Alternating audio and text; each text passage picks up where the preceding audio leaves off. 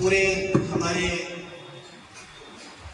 मुल्क की आज़ादी के लिए जिन्होंने काम किया है उन तमाम का नक्शा खींचा गया और उसको तैयार कराया था हमारे स्कूल के मुदर्रिस जनाब मौलवी अनीस दुर्वेश साहब ने इसको तैयार कराया था और उनका भी तहे दिल से शुक्र अदा करते हैं। इस मुल्क की आज़ादी के लिए हमारे बड़ों के साथ हमारे बच्चों ने, जवानों ने और हर तरह के तबके के लोगों ने कुर्बानियां दी हैं। जवानों ने जवानी के आलम में भी और अपने रहबरों की रहनुमाई में इस मुल्क की आज़ादी के लिए अगर जान देने का मौका है तो जान दी। हम लोग बहुत अच्छी तरह जानते हैं कि शहीद भगत सिंह को जब सूली पर चढ़ाया गया तब उन्होंने कहा था, अब भी जिसका खून न खोला वो खून नहीं पानी है, जो देश के काम न आए वो बेकार जवानी है। और बहादुर शाह जफर को भी जब 1857 की जंग में रंगून की जेल की सलाखों के पीछे रखा गया और अंग्रेजों ने जब उनको कहा, दमदमे में दम नहीं अब खैर मांगो जान की, दमदमे में दम नहीं अब खैर मांगो जान की, ऐ जफर ठंडी हुई शमशीर हिंदुस्तान की। तब बहादुर शाह जफर ने जो जवाब दिया था वो ये था कि गाजियों में बू रहेगी जब तलक ईमान की, गाजियों में बू रहेगी जब तलक ईमान की, तख्ते लंदन तक चलेगी कैद हिंदुस्तान की। तो इन्हीं जोश के साथ उन्होंने हमको आज़ादी दिलाई है। अब इस आज़ादी को हमें बरकरार रखते हुए इस मुल्क में अखुवत को और भाईचारे को पैदा करते हुए हमें इस मुल्क को आगे बढ़ाना है और इसी के लिए हम एक आगे तकरीर पेश कर रहे हैं। जो तकरीर पेश करेंगे जिसका उन्वान है जंग आज़ादी और एकता। जिस एकता के साथ लोगों ने जंग आज़ादी में हिस्सा लिया और हमको इस आज़ादी को दिलाया है, तो उसके लिए मैं दावत देता हूँ मास शुक्ला और उनके साथियों को आए और अपना प्रोग्राम पेश करें।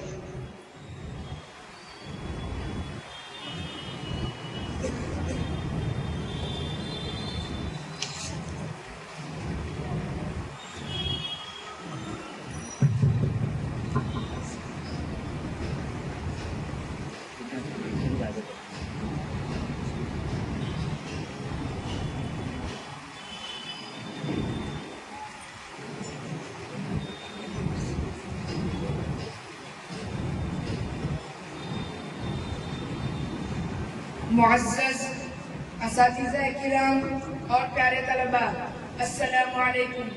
आप तमाम को 77वां यौम आज़ादी मुबारक हो। अल्लामा इकबाल ने आज से 119 साल पहले 1904 में भारत की कौमी एकता के बारे में दिलकश मसला खींचा था। मजहब नहीं सिखाता आपस में बैर रखना, हिंदी है हम वतन है हिंदोस्तां हमारा, सारे जहां से अच्छा हिंदोस्तां हमारा, हम बुलबुले हैं इसकी ये गुलसिता हमारा।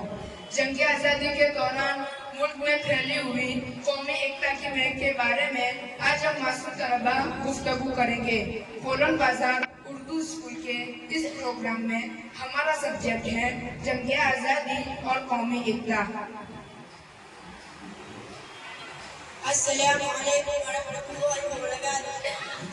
झांसी की रानी लक्ष्मीबाई ने अपने किले में बड़ा तोप खाना बनाया था और किले में रहकर अंग्रेजों का मुकाबला किया था। रानी के इस तोप खाने के कमांडर थे गुलाम गौस खान।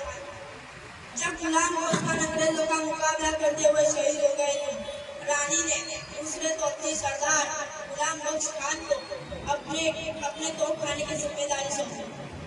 वो भी अंग्रेजों का मुकाबला करते हुए शहीद हो गए। रानी ने पूरे एहतराम के साथ दोनों को अपने किले के इलाके में दफन करवाया। आजादी पंडित सुंदर लाल ने अपनी किताब भारत में अंग्रेजी राज की पहली सीध बहादुर तोपची गुलाम गौस खान और जाबाज माहिर को खुदा बख्श का जिक्र किया है। आज भी रानी के इस किले में 1857 के दोनों शहीदों की कब्रें मौजूद है।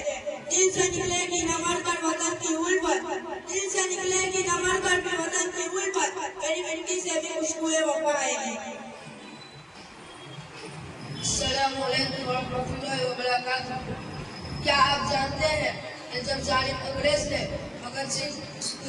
और उनके साथियों को 1929 में कैद कर लिया, तो अंग्रेज सरकार की कड़ी मुखालिफत के बावजूद भगत सिंह और उनके साथियों का केस बैरिस्टर आसफ अली ने लड़ा था। एजी नूरानी ने अपनी किताब डेट पॉलिटिकल ट्रायल में इसका तफसीली जिक्र किया है। मुल्क जब आजाद हुआ तो आसफ अली अमेरिका में भारत के पहले एम्बेसडर बने। सलाम हो आसफ अली की जानबाजी को। अस्सलामुअलैकुम वरहमतुल्लाहि वबरकातुहू।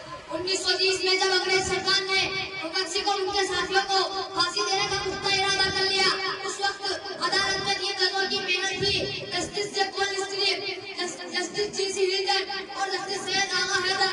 अंग्रेजों के सख्त दबाव के बावजूद जस्टिस सैयद आगा हैदर ने कहा कि भगत सिंह की फांसी के फैसले पर हरगिज़ दस्तखत नहीं करूंगा। आखिरकार उन्होंने अपने ओहदे से इस्तीफा दे दिए, लेकिन भगत सिंह की फांसी के फैसले पर हरगिज़ दस्तखत न किए।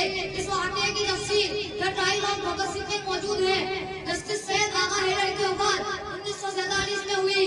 उनका मज़ार सहारनपुर के कब्रिस्तान में मौजूद है।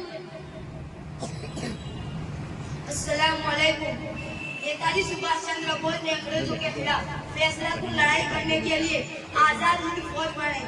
फौज के हज के लिए चंदा हासिल करने का फैसला किया। 9 जुलाई 1944 के दिन रंगून में बहादुर शाह जफर के मजार पर हिंदुस्तान में क्या मजलिस मुनक्किद की और फौज के डोनेशन देने की अपील की।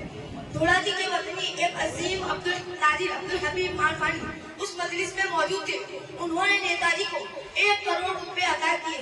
आजादी की लड़ाई की तारीख में यह सबसे बड़ी रकम का डोनेशन है।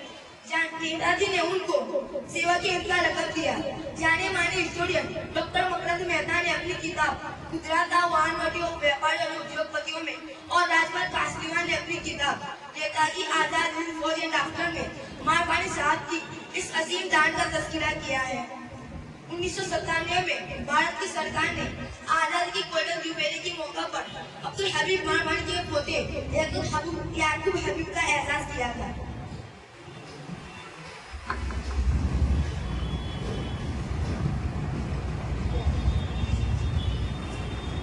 सबको गले लगाना भारत की रीत में है, तोपों में भी नहीं है ताकत जो प्रीत में है।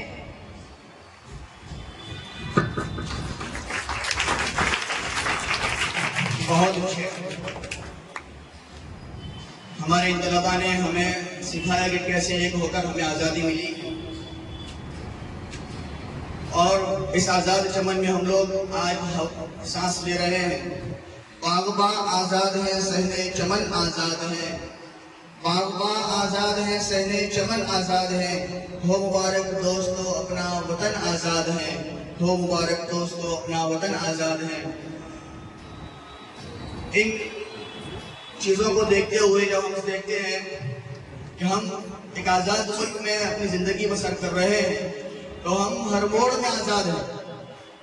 हम हर मोड़ में इस जमहूरी मुल्क में आज़ाद रहते हुए ज़िंदगी गुजारने का हमें हक है। लेकिन कुछ बातें हमें ऐसी नज़र आती हैं जब हम देखते हैं हमारी कौमी और मिली हालात को, कि हम तालीम के एतबार से ऐसा हमें लगता है, कभी जब तज्जिया किया जाता है कि क्या हमें तालीम के एतबार से भी आज़ादी नहीं मिली। उस एतबार से भी हम लोग आज़ाद हैं कि हम लोग अपने एतबार से, अपने ख़ानदान के एतबार से, अपने समाज के और पूरे मुल्क के एतबार से, हर मुल्क में, इस मुल्क में रहने वाला हर बाशिंदा, चाहे वो किसी भी मजहब से ताल्लुक रखने वाला हो, वो तालीम के एतबार से आज़ाद है। मतलब यह है कि हम तालीम के एतबार से भी आगे बढ़ने में आज़ाद, उसके रुकने में नहीं, बल्कि हम तालीम के एतबार से, हम अपने मिजाज से एक तय करें कि हम इस मुल्क में रहकर तालीम के एतबार से आगे बढ़ते हुए और तालीमी आज़ादी को हासिल किए हुए हैं, तो हम इस तालीमी आज़ादी का मकसद को आगे बढ़ाते हुए खुद भी तालीम याफ्ता बनेंगे और हमारी समाज के हर फर्द को कोई भी नाखवानदा न रहे, तो कोई भी निरक्षर न रहे, सारे के सारे लोग साक्षर बने। इस कस्म के साथ हम लोग आगे बढ़ते चलेंगे। इंशाअल्लाह हम तालीम के तो इस सिलसिले को आगे बढ़ाते हुए खुद भी तालीम याफ्ता होंगे और हमारी समाज का हर फर्द तालीम याफ्ता बनेगा। इससे हमारी तरक्की होगी, हमारे लोगों की तरक्की होगी, और इसके लिए हम आज़म करें। जब अपना काफिला इस अज़्म व यकीन से निकलेगा, जब अपना काफिला इस अज़्म व यकीन से निकलेगा, जहाँ चाहेंगे रास्ता वहीं से निकलेगा। वतन की रेत मुझे एड़ियां रगड़ने दे, वतन की रेत मुझे एड़ियां रगड़ने दे। मुझे यकीन है कि चश्मा यहीं से निकलेगा, मुझे यकीन है कि चश्मा यहीं से निकलेगा। इस प्रोग्राम का आखिरी प्रोग्राम पेश करने से पहले मैं यहाँ पर हाजिर जनाब मौलाना यासिन खंडू साहब, प्रोफेसर सलमान साहब और हमारे बुलंद बाजार केंद्र और स्कूल के सदर मुदर्रिस जनाब महबूब वाडेल साहब, बुलंद बाजार क्लस्टर के सीआर से जनाब यूनुस बोसे साहब का इस्तेमाल करता हूँ और उन्होंने अपने बिजी शेड्यूल से अपना वक्त निकाल कर यहाँ हाजिरी दी, इसके लिए मैं शुक्रगुजार हूँ उनका। जनाब सीआर से जनाब यूनुस बोसे साहब की तरफ से प्रोग्राम में शामिल हर एक तलबा को मजमूई तौर पर 500 रुपये इनाम पेश किया है, उनका हम शुक्रिया अदा करते हैं। इस प्रोग्राम की आखिरी कड़ी अब पेश करने जा रहे हैं जो नज़्म है ये अपनी ज़मीन ये अपना वतन, अफान भाया जुल्फ़िकार बागया और पेश करेंगे। वो आए और यहाँ पर अपना प्रोग्राम पेश करें।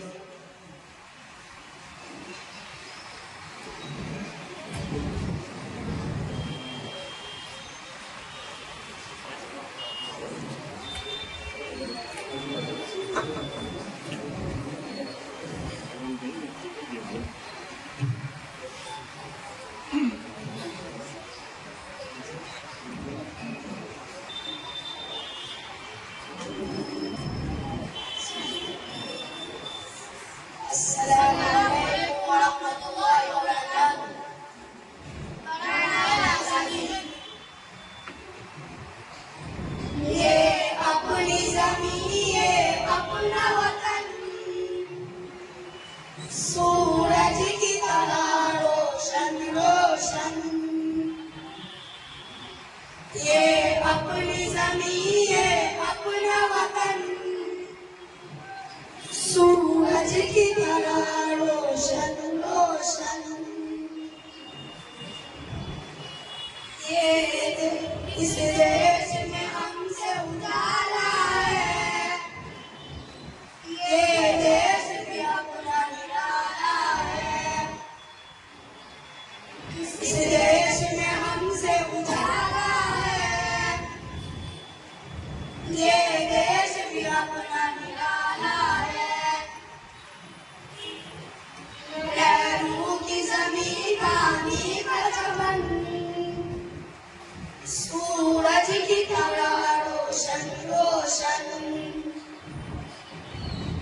इस देश में हम रहने वाले, हर घर में क्या बसने वाले। इस देश में हम रहने वाले, हर घर में क्या बसने वाले। है गंगो जमन का है दर्पण, सूरज की तरह रोशन रोशन, आजादी भारत के रखवाले हम, आजादी रखवाले हम, भारत के रखवाले हम।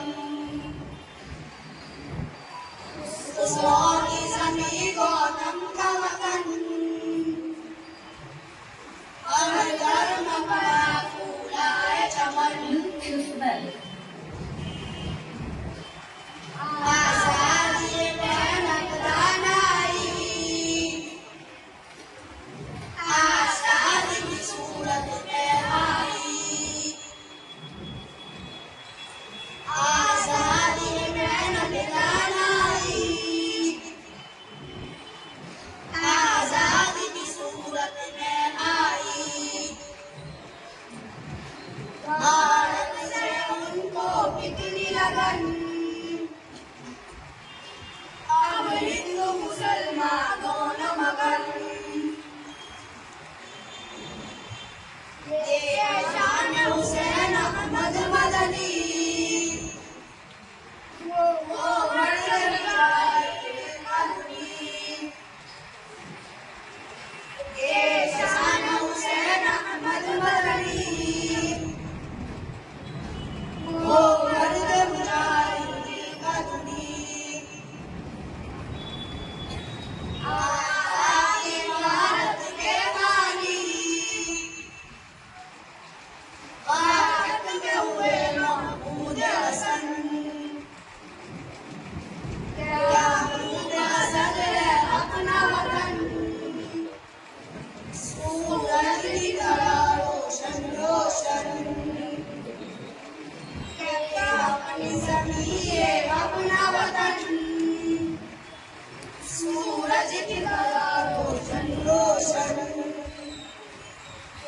अपनी ज़मीन ये अपना वतन, सूरज की तरह रोशन रोशन।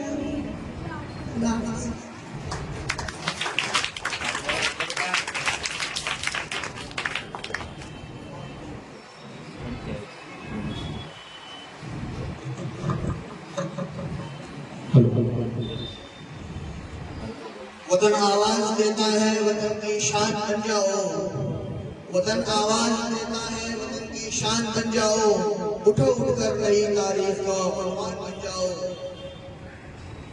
अब हम हमारे प्रोग्राम में जो हमारे खुसूसी मेहमान आए हुए हैं और उनकी तकरीर सुनने के लिए हम लोग उससे बेताब थे। जो हमारे सामने बैठे हुए हैं और वो हमारे ही समाज के आगे बढ़े हुए, पढ़ लिख कर जो आगे बढ़ता है वो मेहनत करता है, वो जरूर आगे बढ़ता ही है। और उन्हीं में से यानी हमारे ही समाज में से आगे बढ़कर जो एक ओहदे पर फाइज है जनाब प्रोफेसर सलमान साहब, जो आज हमारी इस महफिल में आए हैं, हम उनका इस्तेमाल भी करते हैं कि जो मारो यूनिवर्सिटी में वाघोड़िया में प्रोफेसर हैं, IDCS विभाग में डेप्यूटी डायरेक्टर हैं, उनका इस्तेमाल करते हैं और हम उनसे दरख्वास्त करते हैं कि आए और अपना वक्तव्य पेश करें।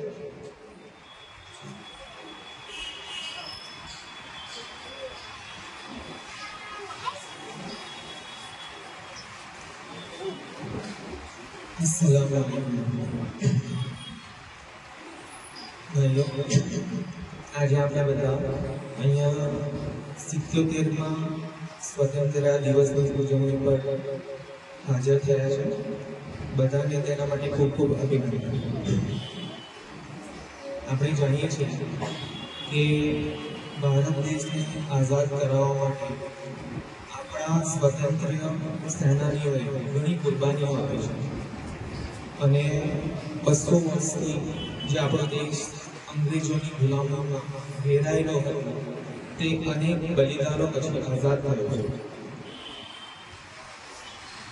ભારતીયો સાથે અંગ્રેજોની ગુલામીમાં એવું વર્તન કરવામાં આવતું હતું કે ત્યાં વાણીની સ્વતંત્રતા પણ નથી.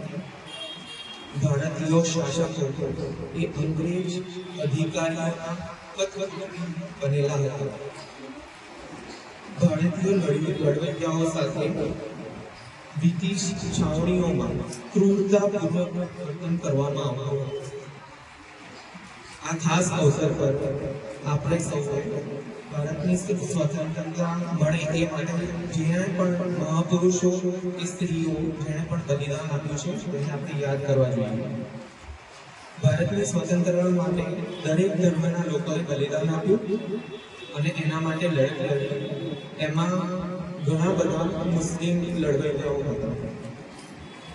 તેમાંથી અમુક છે નામ જે હું અહીંયા બોલું છું: મૌલાના અબ્દુલ કલામ આઝાદ, અબ્દુલ ગફ્ફાર ખાન, શૌકત અલી, મોહમ્મદ અલી ઝોહર, અશફાકુલ્લા ખાન, ઝાકિર હુસૈન, મોહમ્મદ શફરુદ્દીન કાદરી, ટીપુ સુલતાન જેવા અનેક મુસ્લિમ લડવૈયાઓનો ફાળો ભારતની આઝાદીમાં રહેલો છે. જલિયાવાલા બાગ હત્યાકાંડ જે થયો હતો તેમાં હત્યાકાંડ પછી ખબર પડી કે 76 મુસ્લિમ લડવૈયાઓ હતા જેના સીના ઉપર ગોળીઓ વાગેલી હતી. જ્યારે અંગ્રેજોએ ગોળીબાર કર્યો તો એ લોકો એમની સામે લડેલા, પીઠ ફેરીને ભાગી નતા ગયા, એટલા માટે એમના સીના ઉપરથી ગોળીઓ મળી આવી હતી. એવા 76 લોકો મુસ્લિમ હતા. ભારતની લડાઈમાં ભારત અંગ્રેજો સામે જ્યારે લડત આપી રહ્યું હતું તેમાં એના જળમૂળમાં જે મેઇન વસ્તુ હતી એ છે અમુક નારા, જેના લીધે આ લડવૈયાઓમાં જોશ ઉભરતો હતો. એમાંથી એક નારો છે ઇન્કલાબ જિંદાબાદ. આ નારો આપનાર હતા મૌલાના હઝરત મોહમ્મદ. જે ઇન્કલાબ જિંદાબાદ આપણે નારો જે સાંભળીએ છીએ એ આપનાર હતા હઝરત મૌલાના હઝરત મોહમ્મદ. એ જ રીતે અંગ્રેજો ભારત છોડવાનો નારો યુસુફ અલી ઝોહરે આપ્યો હતો. એ નારો બી પોપ્યુલર છે, આપણને ખબર છે. એ પછી સારે જહાં સે અચ્છા હિન્દુસ્તાન હમારા, બધાને ખબર છે અલ્લામા ઇકબાલે એની નઝમ આપી હતી. સાયમન કમિશન જે ભારતમાં એને પાછું લેવા માટે જે લડત અંગ્રેજો સામે લડાઈ કરી, તો સાયમન ગોગેનનો નારો આપ્યો હતો યુસુફ હર અલી હતો. એ જ રીતે सरफरोशों की तमन्ना अब हमारे दिल में है, देखना है जोर कितना बाजी बाती में है, એ બિસ્મિલ્લાહ અજીમાબાદી એ નારો હતો. તો ભારતની આઝાદીમાં જે મૂળ નારાઓ હતા એની પાછળ મુસ્લિમોનો હાથ હતો. જે નારાઓ લડવૈયાઓમાં, ચાહે કોઈ પણ ધર્મનો લડવૈયો હોય, એનામાં એક જોશ ઉભારતો હતો અંગ્રેજો સામેની લડતમાં. આપણે ઘણું બધું સાંભળ્યું છે કે અંગ્રેજો સામે લડત કઈ રીતે થઈ, કયા યુદ્ધ થયા, શું થયું. પણ એમાં મુસ્લિમોનો શું ફાળો છે આપણે ધ્યાન રાખવું જોઈએ. ભારત દેશ આઝાદ થઈ ગયો, આપણે ફિઝિકલી આઝાદ થઈ ગયા છે, પણ હવે મેન્ટલી પણ આપણે આઝાદીની રાહમાં જવાનું છે. એક ટાઈમ એવો હતો કે ચાઇના અને ભારત સેમ લેવલમાં હતા. ડેવલપમેન્ટની વાત કરીએ આપણે તો સેમ મુકાબલામાં હતા ભારત અને ચાઇના. આજે ચાઇના ઘણું આગળ નીકળી ગયું છે આપણા કરતાં, તો આપણે એ લાઈનમાં થોડું વિચારવા જેવું છે. આપણે ભારત દેશ અત્યારે રિસર્ચમાં ઘણું પાછળ છે. તમે એજ્યુકેશન લાઈનના લોકો છો, વિદ્યાર્થીઓ છો, તો આપણે આ વિશે થોડું વિચારવું જોઈશે કે આપણે રિસર્ચમાં આગળ જઈને કઈ રીતે આગળ વધી શકીએ, બિઝનેસમાં આપણે કઈ રીતે આગળ વધી શકીએ, કઈ રીતે આપણે ગુડ્સનું પ્રોડક્શન કરી શકીએ. જે બી વસ્તુ આપણી જીવન જરૂરિયાતમાં આપણે યુઝ કરીએ છીએ એ જનરલી આપણે બહારથી મોટાભાગની વસ્તુઓ આયાત કરતા હોય છે. કોઈ બી ડિજિટલ વસ્તુ લઈ લો, ટીવી લઈ લો, મોબાઈલ લઈ લો, એસી લઈ લો, એના મેન પાર્ટ્સ કે આખી ટીવી છે, એસી છે, કોઈ બી વસ્તુ લઈ લો, એ આપણે ચાઇના જેવા દેશથી આપણે આયાત કરીએ છીએ. આપણે દેશ ખરેખર આઝાદ ત્યારે થશે જ્યારે આપણે વસ્તુઓનું એક્સપોર્ટ કરતા થઈશું. આપણે અહીંયા બનાવશું વસ્તુ અને બહાર આપણે એક્સપોર્ટ કરતા થઈશું તો આપણો દેશ તરક્કી કરશે. જે રીતે ગાંધીજીએ સ્વદેશી વસ્તુઓનો બહિષ્કાર કર્યો હતો અને વિદેશી વસ્તુઓનો બહિષ્કાર કર્યો હતો, સ્વદેશી વસ્તુઓ અપનાવવાનું કીધું હતું. એ રીતે આપણે સ્વદેશી વસ્તુઓ કઈ રીતે પ્રોડક્શન થાય એના વિશે થોડું વિચારવું જોઈએ. કોઈ બી ટીવી કે મોબાઈલ લઈ લો, એમાં જે મુખ્ય વસ્તુ હોય છે એ ચીપ હોય છે, બધાને ખબર છે. એ ચીપનું પ્રોડક્શન જ અગર ઇન્ડિયામાં નહીં થાય તો આપણે એને એક્સપોર્ટ કરી શકવાના નથી. આજ સુધી એ ચીપનું પ્રોડક્શન ઇન્ડિયામાં નથી થયું, તે આપણે બહારથી જ ઇમ્પોર્ટ કરાવીએ છીએ. હવે જ્યારે એ દિશામાં આપણે આગળ વધી રહ્યા છે કે ચીપનું પ્રોડક્શન ઇન્ડિયામાં થાય, તો એમાં પણ એવું થઈ રહ્યું છે કે આપણે એક કંપની જોડે જે ડીલ કરી છે જેનું નામ છે ઓમિક્રોન. તો એ કંપની છે બહારની, અમેરિકા બેઝ કંપની છે, અહીંયા આવીને પ્રોડક્શન કરશે. એમાં ઇન્ડિયાની ગવર્મેન્ટે 70% સબસિડી આપી છે અને 100% પ્રોફિટ એ કંપની લઈને જાય છે. તો આપણે આ દિશામાં આગળ વધી રહ્યા છે કે અગર આપણે ચીપનું પ્રોડક્શન બી કરી રહ્યા છે તો એ બી સ્વદેશી નહીં કહેવાય, એ બી વિદેશની કંપની આવીને પ્રોડક્શન કરશે અને એનો લાભ પણ એ લઈ જશે. ઓકે, ભલે એ ઇન્ડિયામાં પ્રોડક્શન થતું હોય પણ એનો લાભ બી એ લઈ જશે. તો આપણે આ વસ્તુમાં થોડું વિચારવું જોઈએ કે આપણે કઈ રીતે થોડું રિસર્ચ કરીએ અને કઈ રીતે આપણે એવું કંઈ માળખું ઊભું કરીએ જેનાથી આપણે ઇન્ડિયામાં જ આપણે જેટલી બી જરૂરિયાતની વસ્તુઓ યુઝ કરીએ છીએ, લેપટોપ, મોબાઈલ કે જે બી હોય તેનું પ્રોડક્શન કરી શકીએ અને આપણે રિસર્ચ ફિલ્ડમાં આગળ વધીએ કે જેટલા બી ટોપિક્સ હોય. રિસર્ચ વસ્તુ એ છે જે અલ્લાહે આપણને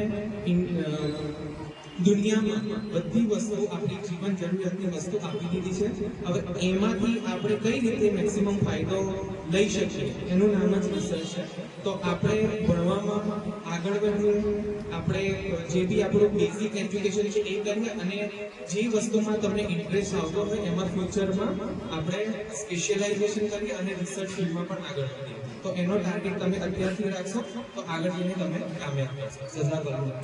અસ્સલામ.